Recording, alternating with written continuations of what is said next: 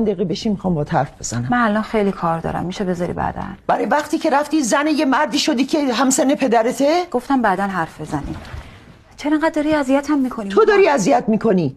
همه دلخوشی من این بود که یلدا دخترم با همه فرق داره، عاقله، فهیمه، قابل اعتماده. الان من دقیقاً چی کار کردم که اعتمادتون رو از دست دادین؟ رفتی با مردی ارتباط گرفتی که از نظر همه رده. پس نظر من چی؟ تو خام شدی. این داره منو به هم میریزه.